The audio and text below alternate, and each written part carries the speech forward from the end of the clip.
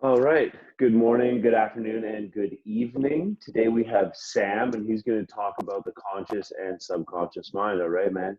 Over to you. Yes, thanks for having me, of course, and thanks to all of you for showing up, for joining this Zoom meeting. This is how it goes these days. Like we just talked about it, everybody in different time zones, everybody doing their own thing. But I'm happy that we got a small group together. Short introduction. In the screen, you can see Teacher Sam. I live in Thailand at the moment. And my real name is a typical Dutch name. My name is Sjoerd Joosten. That's a nice tongue breaker for most of the people. So therefore, some of my friends over here, they transform it into Sam because for Thai people, the combination of RD, that's impossible to pronounce. So the shoe from the English word shoe, they get, but RD is, no, that's not going to happen. So everybody's calling me Sam for quite some years now. I am from Holland originally, been traveling for quite a long time. Actually got stuck in Thailand due to COVID. Was not really by choice, but I made the choice to stay, so it is my choice now. But I got stuck here, but I've been in Thailand for more than 20 years due to some family business, as in my family had business here, so it was easy for me to travel here. And well, instead of paying for an expensive accommodation, I could choose a house or stay with a family member. So I know Thailand quite well, and that is why I decided to stay.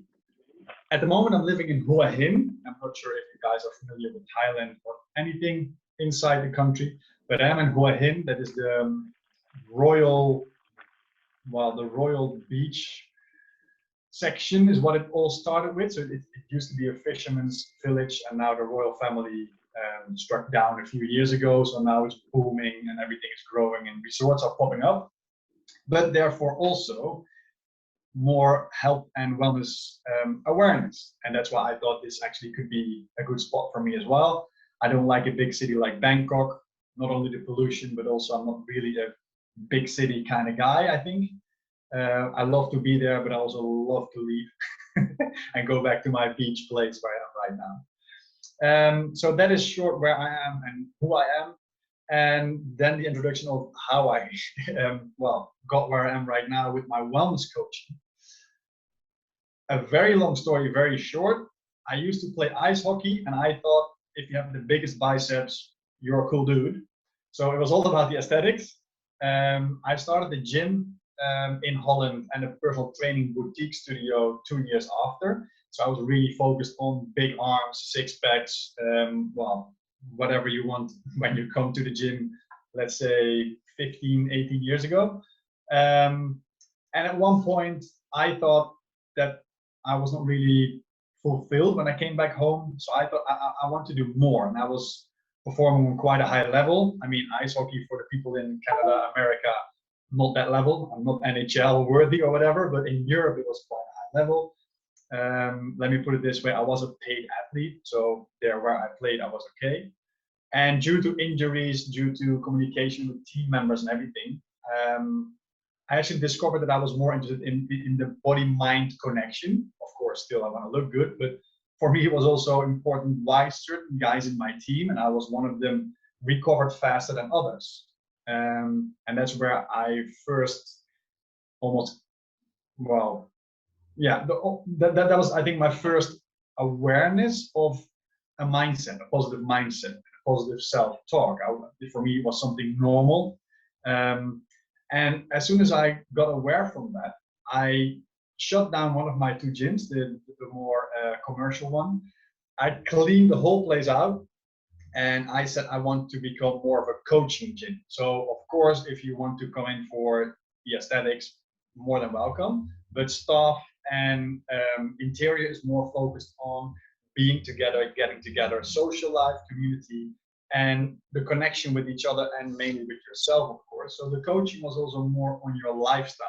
That's how I changed my life, as in that was the start of the biggest change.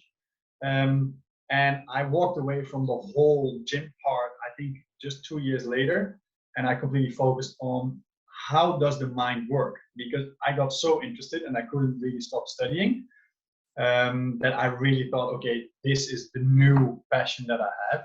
There's nothing wrong with what I had before, but it, yeah, set me into the other direction of more the mindset, and that is how it came actually into my life. From there, I had one question, and that was, why am I heading in a certain direction? And I'm from a big family, 5 kids. Why am I heading in a certain direction? And maybe somebody else, one of my younger brothers, why isn't he going in the same direction? Because we have the same genes, the same parents, so what's going on?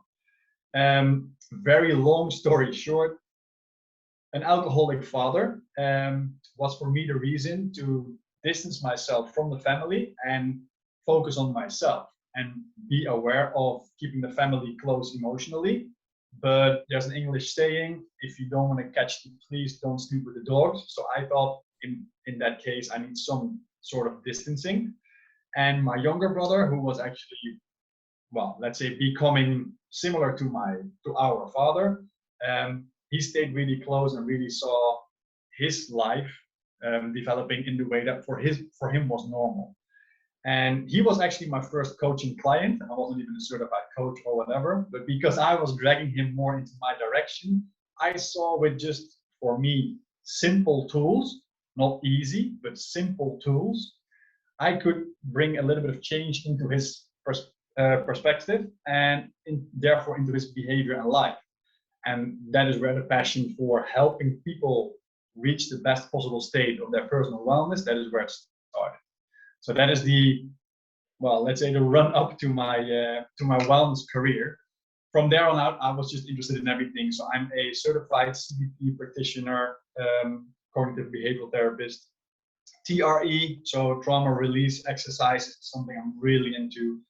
Some breath work, mindfulness. I've done all kinds of courses just to become more aware of what do I want in my own life and how can I help others by well, with all the tools that I have learned over the years, how can I help others thrive in their life? Because again, I really see it as a simple process. It's not easy, it's hard work, but the things that we need to change are very, very simple. And I just want to spread the knowledge. That is my passion, and that is what I wake up for every morning at 4:30. So that is the introduction of me and how I came where I am right now.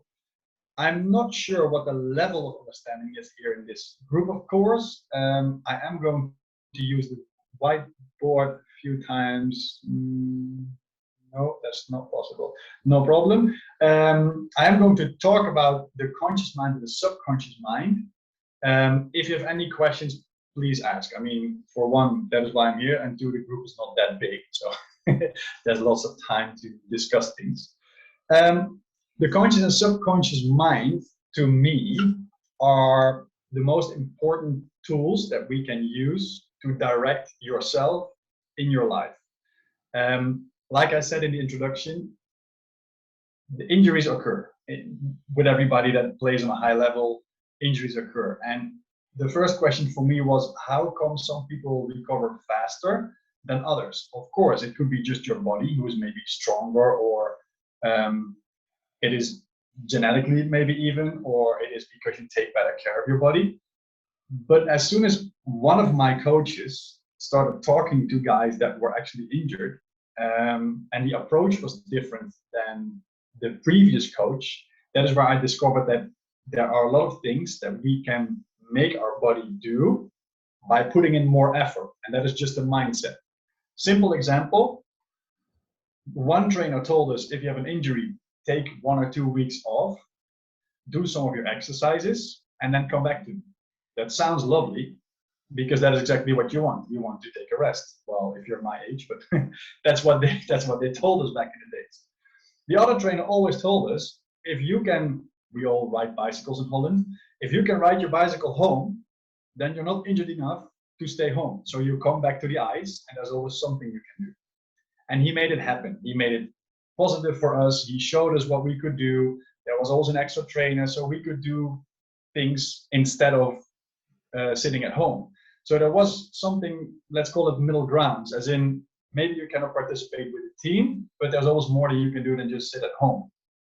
And because he made that positive approach and he kept supporting us, even if maybe there was a severe injury, all the guys that showed and kept believing in this coach knows what he's talking about recovered much faster. And the seasons with this positive-minded coach and more active recovery coach made us push ourselves harder even when we were fit. And I strongly believed then, I still do, but that because of his positive approach, he completely changed the mindset of the injured players. But because he was changing ours, our influence on the, well, let's call them the normal fit players, was also much more positive, because we were catching up faster and they had to make sure that they kept growing and proceeding as well. Every week, that same coach made us fill in what our goals were for the team, not for ourselves, but for our team. So he created accountability. And the accountability schedule that we had, that was for me something like an eye-opener. That was for me something brilliant, because the only thing that he shouted at you on the ice was, think about your contract or think about your schedule. He never said if you did anything wrong, but he knew that you told us and yourself, this is what I'm going to do. And he was your accountability person. And that's when I knew if you put your mind to it, then things will change.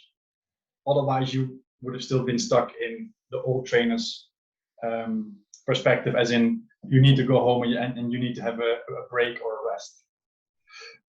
This all stems from the conscious subconscious mind. So that's where I'm going to talk about now. The conscious mind is the mind that we control and that we learn with. That is our learning mind. Yeah. So the conscious mind is connected to our 5 senses. We can taste, we can smell, we can see, we can touch. Which one do I miss? Hear, sorry. And we can hear. That mind takes in all the information through those 5 senses. Those 5 senses we all develop and we all get taught on school or with friends, with family. And the funny thing is that in the first few years of our life, where our conscious mind is being developed, our learning mind, we cannot really communicate properly. We can move as little kids, but we can't talk yet. We cannot really control our body or coordination. So the conscious mind, the learning mind, is actually being set. Our mind is being set by others, by our environment, our parents, our family, people that we hang out with, the environment where we live. There are some different opinions about until what age your conscious mind is being installed or your mind is being set. But somewhere around 6, 7, 8 years old, they say the first 6, 7, 8 years of your life, that is where you're like a sponge. So you just take in all the information, and you believe that that is the truth because you don't know better. That is how our mind is being set by others. So it's our logic mind, it's the thinking mind, it's the learning mind. Yeah, that is the one that we can actually control. The subconscious mind is something that runs completely on autopilot. It is automated systems that operate within our subconscious mind. The subconscious mind is something we can also control, but it's more difficult. And why? Our brain seeks the most efficient operating system or way of operation, because it is built for us to be aware of danger. So everything that we do, our brain tries to put it as soon as possible on autopilot. So we don't have to think about it anymore. We don't have to actively control certain things. So the conscious mind is the one that we learn with, and the subconscious mind is the one that actually controls us, because 95% of our behavior comes from the subconscious mind. It is an automated process. Yeah, so 95% of our behavior is actually habitual, and a habit is something we can build. So that means that, thank you very much, environment, but the first 6, 7, 8 years of your life, your mind is being set by others, and you just have to deal with it for the rest of your life until you choose to change. And that is where the conscious mind comes in again, as in the one that we control. If you choose to change something, then with repetition and with persistence and with a few other things that I will elaborate on later, you can dig into your subconscious mind. I'm going to give you a very simple example that we all can, well, most of us can relate to. Think about your first driving classes or lessons. The very first time I did it in Holland, so now I'm in Thailand. Yeah, so on the right side was my gear shift. The first few times I constantly was looking down to shift the gear. Right now, if you put me in a car, I still pay attention to the road and I'm just shifting gears. The same with how my feet pattern works. With the first few lessons, it was, well, horrible is maybe a bit too much, but I was really bad at it. Due to repetition and due to persistency in my classes and in doing it over and over and over again, right now, sometimes I'm in my car, I arrive at my destination, I don't even know how I did it because I was in thoughts or I was away from it. It's an automated system. It's an automated program. It's a habit that we're doing. So if you can train your whole system to drive a car without thinking about it, that same thing goes for our feelings and our thoughts about ourselves. We call them core beliefs.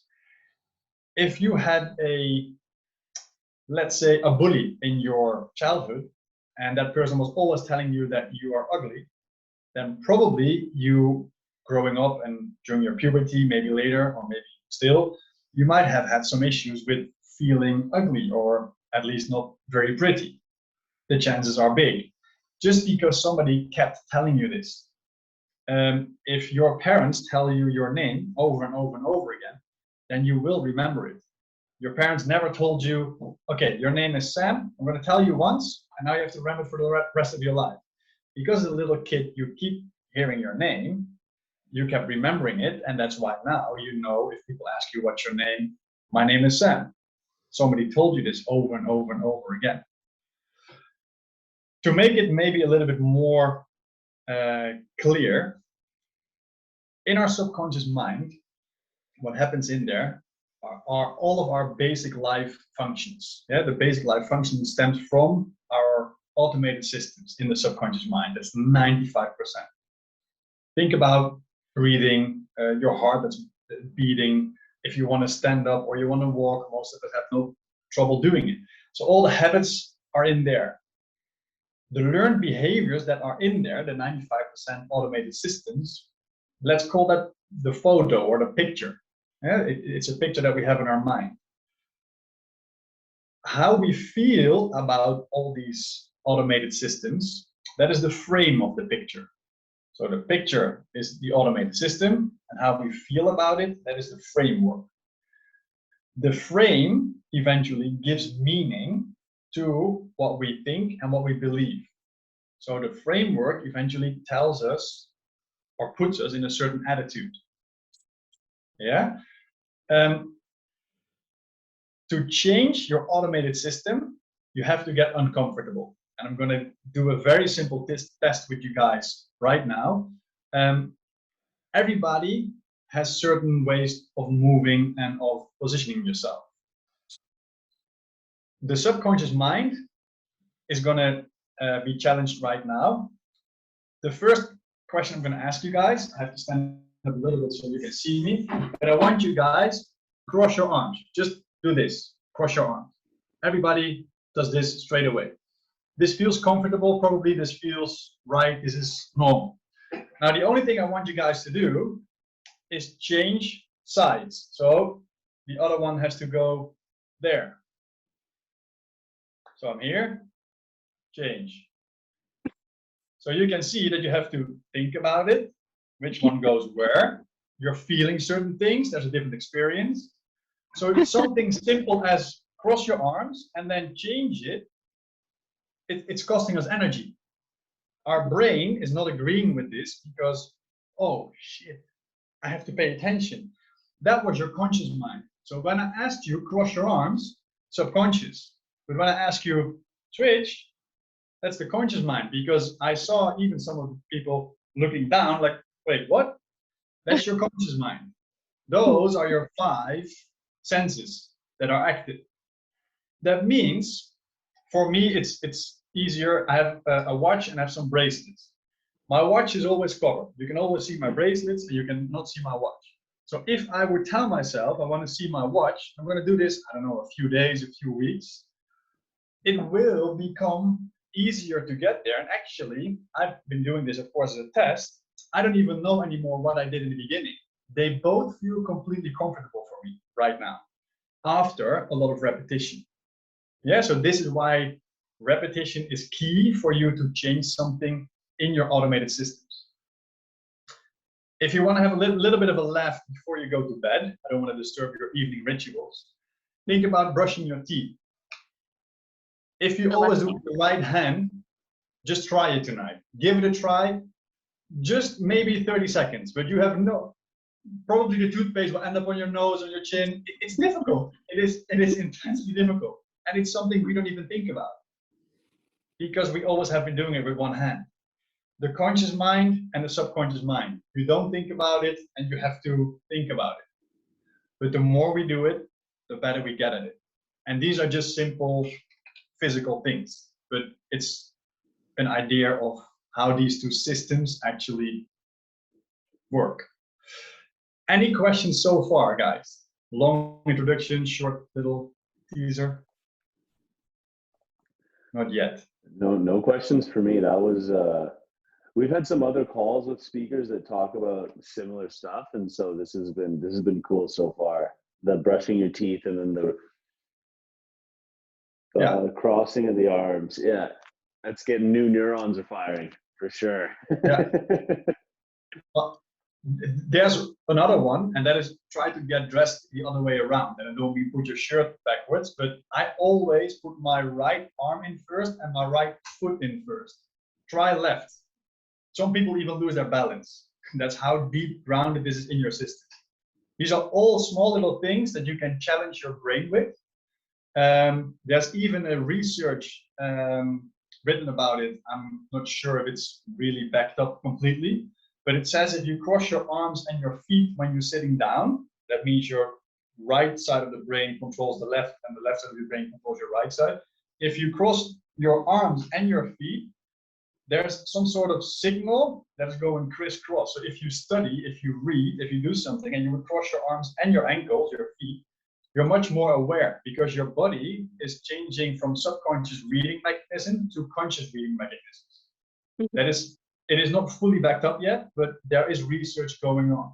Because when you cross, your body doesn't understand. The same with steering with your hands the other way around. Your system can't cope with that. You have to practice it. So there's something in your neurotransmitters that is switching, but that's maybe for later. You think also it would improve like the right and left brain coherency connection? Yeah, absolutely. Yeah. But again, it's being researched. Yeah. Yeah.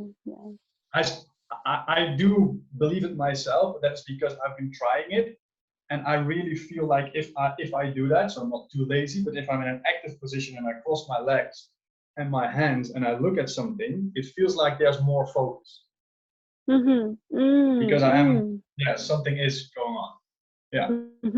But I have to admit, I do a lot of things. I'm very right dominant, but I do a lot of things left. Like every morning, I write one small card left-handed, just to activate my brain. So I have an envelope full of cards, and every morning I write one card left-handed. And I've been doing this for over 2 years now. How good are you with your left hand now? Depending on your what, handwriting. Writing is pretty well. Then I also have to show you something with my right hand, because it's horrible too. But I also put a date on it, so then you can see maybe a little bit of progress. That's cool. That's nice.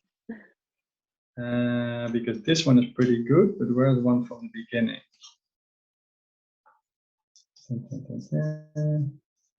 Yeah, here. Well, this is also in Dutch, so for you guys this might be difficult to read. But that's left?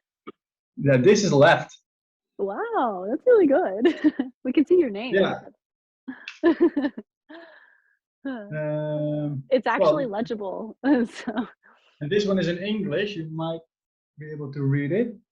that's left? Oh, Yeah, wow. Uh, yeah. oh, the That's sentence amazing. that my face focused in on was today I will focus on expressing love. That must have been. Yeah, it's really cool. And the funny thing is that I even have the idea right now, the last few months, that yeah, you can't really. Well, I'm not sure if you guys see a big difference, but this is one from the very beginning. Everything is very angled. Uh-huh. Wow. But just by doing that, you're triggering your mind and your brain to be more aware of the most simple tasks in your daily routines.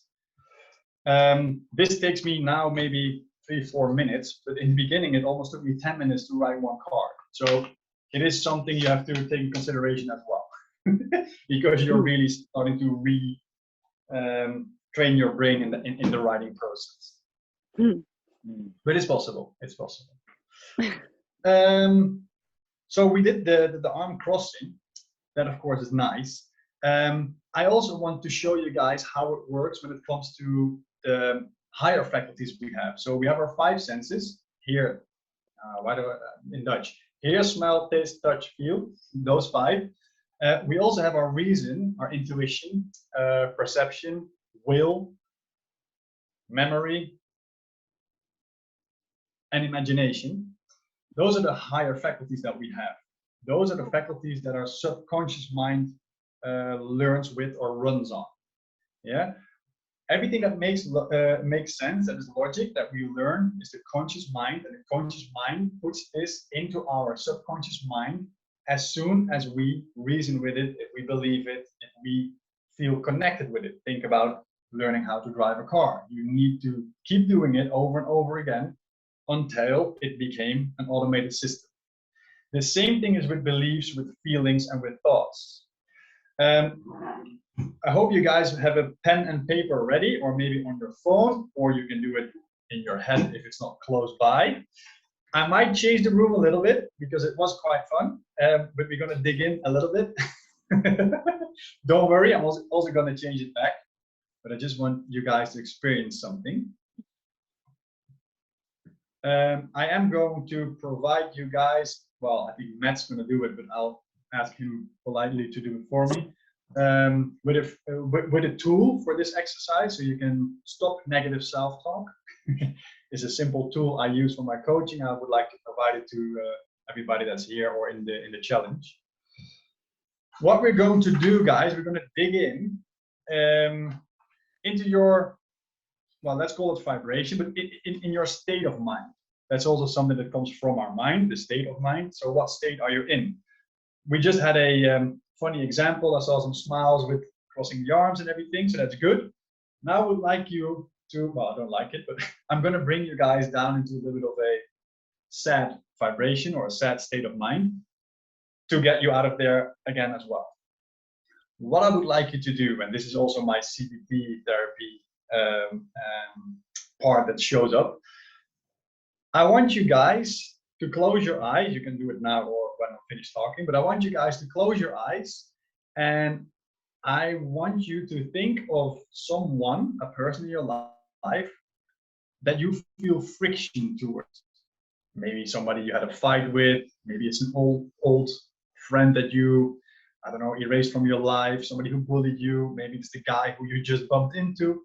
No matter who it is, but think of somebody that you feel a slight bit of friction towards, somebody that did something to you that you're not very happy with. Try to really sense and really feel what happens within you when you think about that moment, and when you think about that person. And while you do this, very simple, I want you to breathe in through your nose and breathe out through your mouth. Just 3 times, but just to get you back into that moment. So think about the person, think about the friction you have towards that person, and think about the situation. It doesn't matter, keep your eyes closed please, but it doesn't matter what you feel.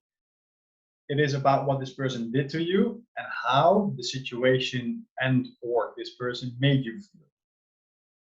Now breathe one more time deeply in through your nose and breathe out through your mouth and really sense how you feel. Now I want you guys to write down 5 words or short sentences about how you feel. How did this person make you feel? How did this situation make you feel? Write down 5 words or sentences. You can keep them to yourself, of course.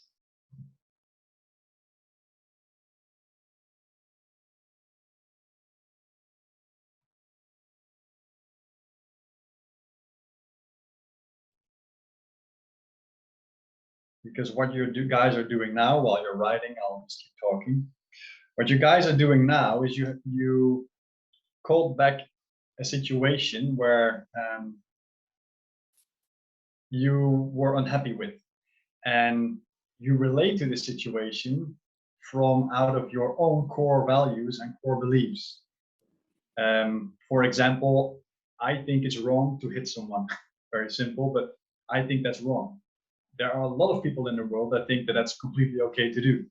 If you cannot solve it verbally, then you jump into physical things. I don't believe in it, but it's a difference in core values and core beliefs.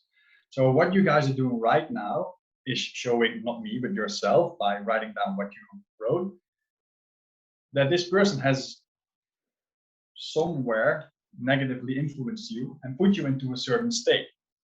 I'm assuming that none of you is very happy right now when you think about this certain situation.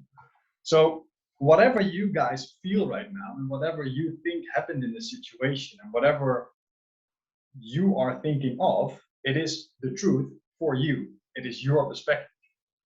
Nobody can tell you that you're wrong. Nobody can tell you that you're lying. Nobody can tell you that it's something that you should change. It is for you. This is your truth. This is what you believe in. The subconscious mind has created right now a certain state that you are in.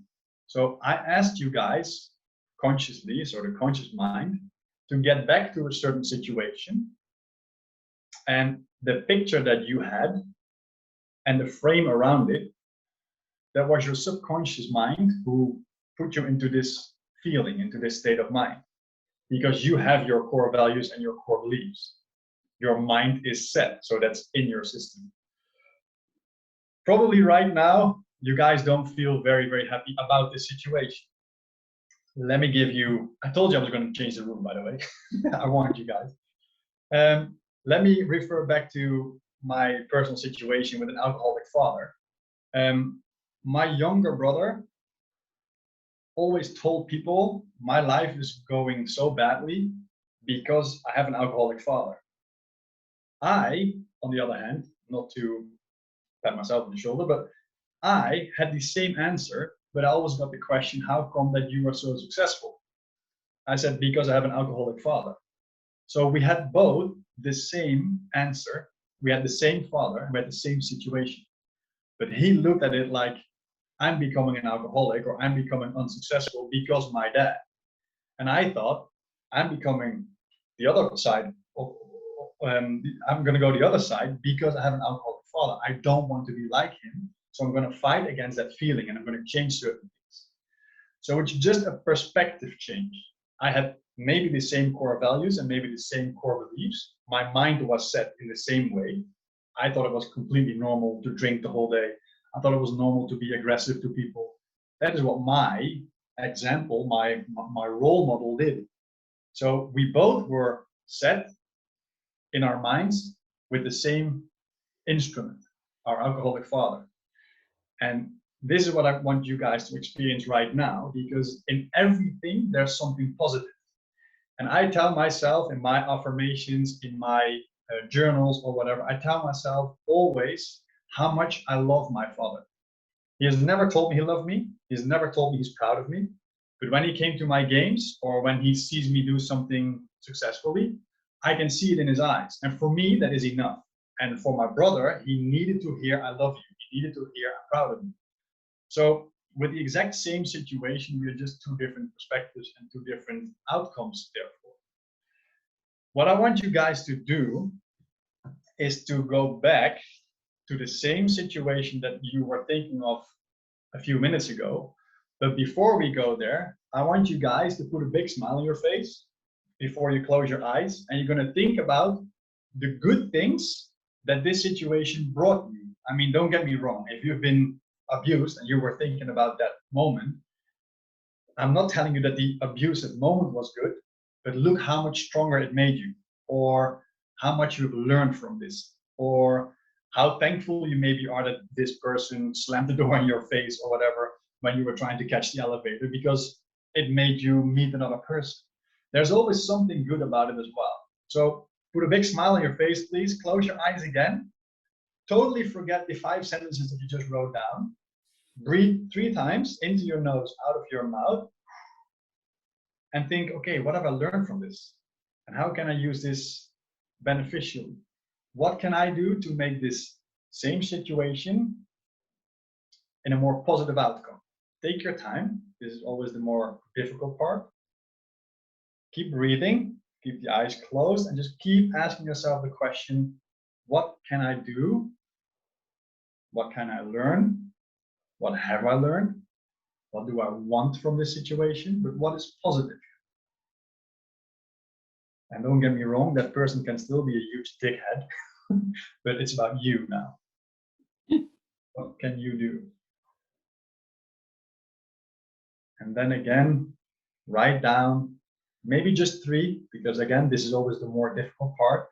Write down 3 things that you maybe could have done, or you have learned, or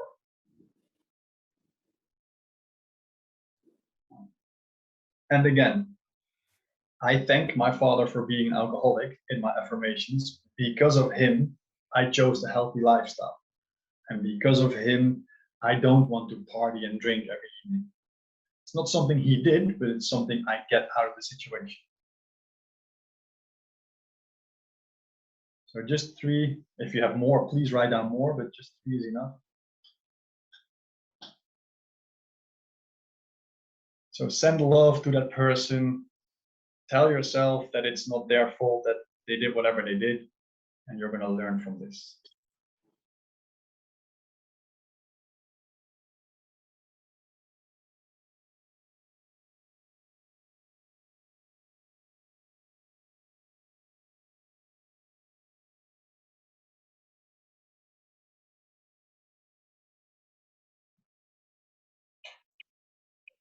It's funny to see, because I see everybody still thinking, and with the negative part, everybody's always, oh, done, I have 5.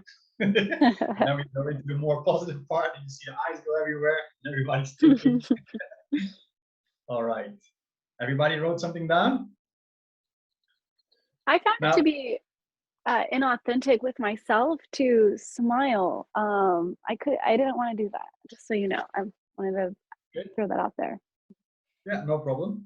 It's just the reason why I ask people to do it is just putting a smile on your face already creates certain hormones that we actually release.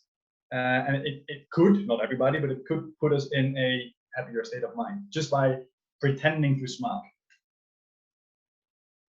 It could also mean, and this is a little bit deeper, but it could also mean that maybe there's a wrong connection with you and your smile, but that is personal.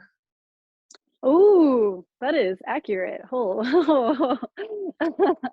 That is yeah, because of the people, like, oh man, that was excellent. Thank you. I heard that. Right. No. All right. So everybody had written down a few negatives and a few positives. Now, what I would like you guys to do, you can do it now or later, but go over these 2 again. So first the negative aspect and then the positive one. As soon as you focus on the positives, I also want you to feel and experience what happens now. Maybe you feel proud of yourself that something negative happened, but you made the best out of it. Or maybe you feel more calm because you're more forgiving to this situation or this person right now. Or like I just said, when we focus on the negatives, I changed the room. Everybody was a little bit low and like, all right, this is something fun to think about. You can think about the same situation, the same person, but focusing on more positive things, and it might have changed a little bit right now. I mean, this is the first time we're doing this, but it might have changed. And from CBT therapy, cognitive behavioral therapy, it is all about the same thoughts, giving it a different value, the same thoughts, giving it a different connection. And that is why they say that CBT therapy is scientifically proven effective within 12 weeks, because CBT therapy is aimed for your cognitive behavioral therapy, your cognitive behavior changes. So that means your subconscious mind is going to be not completely reset, but reset in just the small aspect of connections with your thoughts. A very common made mistake is the same with meditation, and the same goes for this, because it's all about your thoughts. People think that when you are some sort of meditational Zen guru, that you don't have any thoughts and you're always calm. We all have the same-ish amount of thoughts per day, per minute, whatever. Meditating only brings you more peace due to the fact that you train yourself, you teach yourself not to act on so many as that you did before, no matter what the amount was.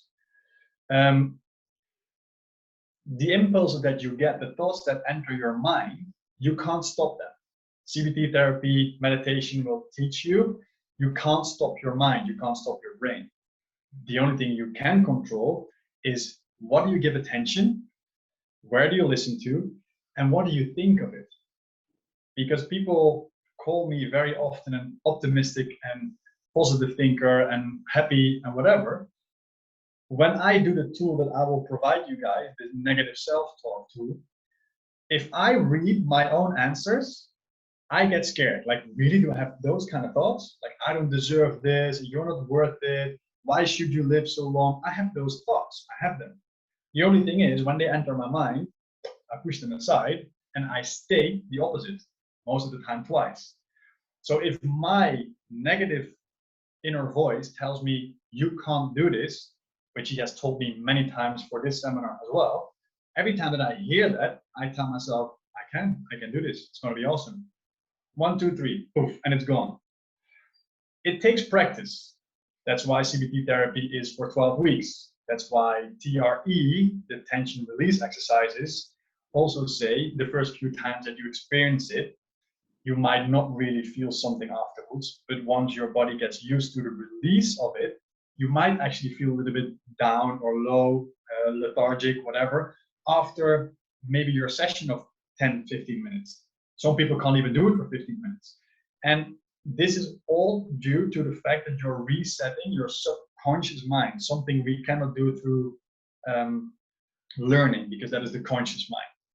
Subconscious is much more, what do you believe, what do you feel, and how can we do it? So again, back to the beginning, the 5 senses, the conscious mind, and then we have our will, imagination, I have to take a peek. Your reason, intuition, perception, will, imagination, and memory. Those things are the things that form your subconscious mind. So how can we change this, the subconscious? How can you work on yourself in any kind of direction that you would like, but within yourself, for your core beliefs and your inner value? It is repetition. Keep doing it over and over again. Think about driving the car. You didn't have one lesson and the guy said, you're the best driver we ever had. You have to do it over and over again. Think about a little kid learning how to walk. Think about your homework, whatever. It's repetition. You have to do it.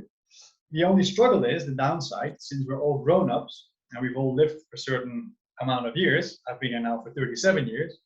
That means that I have to go against 37 years of programming. So it's not done in like 1 or 2 minutes. It needs repetition. My handwriting, I've been doing it now for a very, very long time. It's still not the same. To be honest, I don't think it will ever be the same, because I'm also still developing my right side. But you can come closer.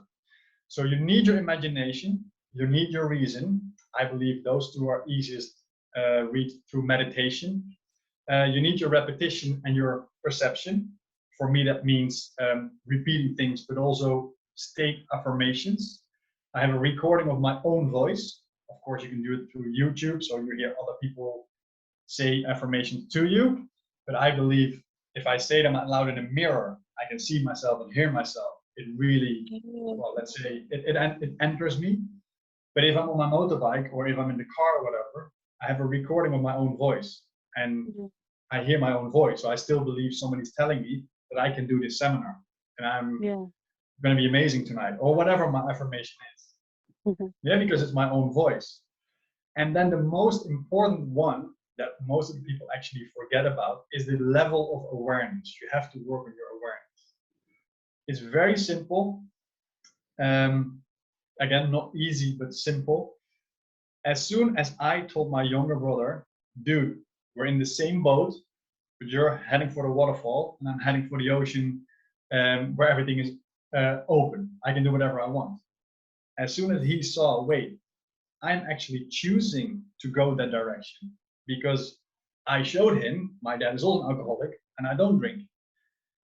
The level of awareness woke him up and he was like, shit, I'm actually in a situation where I put myself in and I blamed it on somebody else and it's completely logic to all the other people, but I can also head that direction. And the level of awareness, that is the reasoning and the will to do something that you have to create yourself. Nobody else can do it for you. I forgot the name of the guy who this quote is from, but you cannot escape a jail if you don't know you're in one.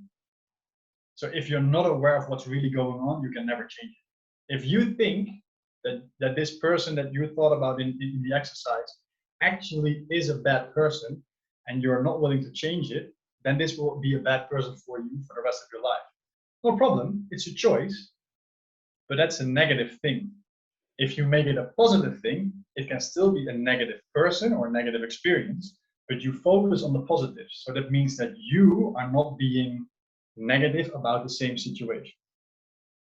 Yeah, if you're negative about somebody, if you express hate, if you express friction, you wish somebody something bad, that is the equivalent of you drinking poison and expecting them to die.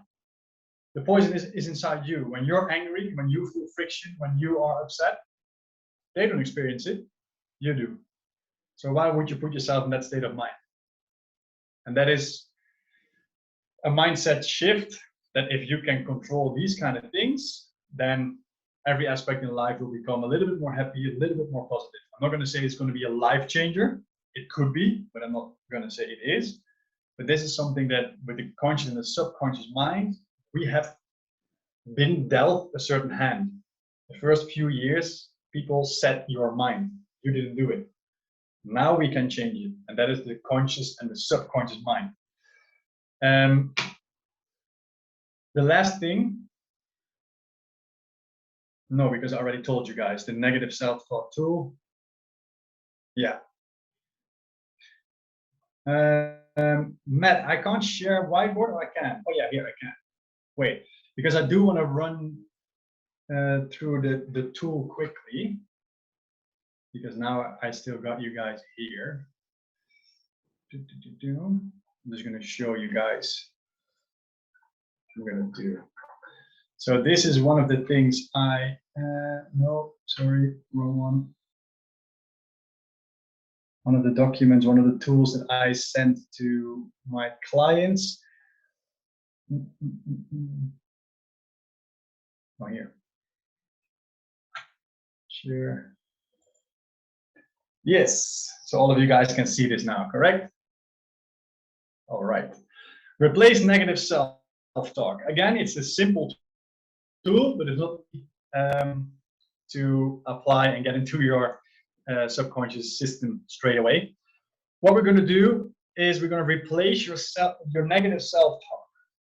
The reason why, one of the reasons why I recorded my own affirmations is because I want to hear my own voice in positive aspect, in positive sense. The negative voice, which we all have and we always will have, is also inside us and it also has my voice. So I can't change it, it's inside me. But what I can do is I can give it a name, which is not Sam or Sjoerd, Mine is called Pietje. It's a Dutch name. But for my own senses, for my own feeling, now it became a different person. So before this seminar, when I was still teaching something else, that negative self-talk, the negative voice, I told him, Pietje, I said, Pietje, I want you to stop because I'm going to be amazing and it's going to be a very nice seminar. I'm going to kick ass or whatever I said. But I called him out with a different name. So here, step number 1 is name the voice. I want you to give that inner critic or that nagging Nancy inside you, I want to give that name, no matter what it is. A nickname, a real name, whatever. Even if you want to call it Chew, then call it Chew. But that gives you a little bit of the feeling it's not part of you. It is inside you, but it's something else. And that might help with the next steps that you have to do, that you have to follow. So next time negative self-talk creeps up on you, you're not going to shrug it off as another unwelcome or anxious thought. You call it out, whatever you want to call it. You call out your negative name, negative self-talk, and you notice it. So your level of awareness, you notice, hey, I'm talking negative towards myself or about myself. You recognize the voice and you tell yourself, hey, Pietje, in my case, hey, Pietje is talking to me again. I'm going to tell him to stop talking to me. I'm going to count down 5, 4, 3, 2, 1. And then I stay to positives. That's what I do. Yeah? By calling this out, so in the beginning, you need to put in a lot of effort. The conscious mind is working, so that means that it's going to cost us a lot of energy. Eventually, this process will go faster and faster and becomes easier and easier. Therefore, it becomes an automated system in your subconscious mind. That means every single time that your negative Nancy talks to you, you're automatically going to get straight into it and actually just make sure that the negative self-talk gets more positive. Let's put it that way. You're going to decompose it. I written down here, how I would like you guys to go about it. Also some tips. How to keep it from coming back. That is basically impossible because it is part of us. But here's some more information about it. And then here, all the way down. Yes, here's the actual tool, because this is what you're going to do first. Well, the first few weeks, I ask my clients to do this handwritten, and afterwards they actually do this like I do it, just in their minds, because it goes a little bit faster. So you're going to write down all the things you hear negatively, and you're going to state positive opposites. Yeah, you're going to train yourself, you're going to train your brain in stating positives as soon as you hear something negative. And here's some space for your journal. Yeah, I'm going to make sure that Matt has a link to this, so he can send it around or whatever in the chat or through the website, because then you guys have that tool. And if you guys have any questions about the tool, or maybe you want to connect again, please feel free to reach out. Like I said, I try to compress it in this little seminar, but there's so much more I want to tell you guys. So if you ever want to get in contact again, or maybe learn a little bit more, then please feel free to reach out, because that's why I'm here. I love to share. I said everything I wanted to say. So Matt, thank you so much for this chance, and Luke as well. I haven't seen him, but I see he's here. And you guys, thank you so much for showing up and for listening, taking the time to be here. I hope you learned something, man. Right on. Yeah, thanks a lot. That was fun. It's always super fun when the people that talk about the mind come on as coaching calls, because something different always happens every time. Like, I've actually never tried to cross my arms that other way, and that was a whole process for me. I brush my teeth left hand. I'm like you now. I've been doing the brushing my left teeth with my left hand enough, but the crisscross, and then I was like crisscrossing my legs the other way too. Yeah, anyways, I love that stuff. So guys, if you want access to the resources, just reach out to me or Luke or the 100 Days Instagram, and you can find Sam here on Instagram as well. You can just go to our post, and we've tagged him there to find him, and reach out to Sam. I talk with Sam honestly probably twice a week. Like, pretty frequently, and so I would absolutely recommend as him being someone that you connect with and get to know a little bit better. He brings a ton of value as a person. Obviously, he's a super charming, positive lad. So yeah, good guy to have in the circle. And all right, guys, well, I'm gonna hit the stop here, and we'll catch you later.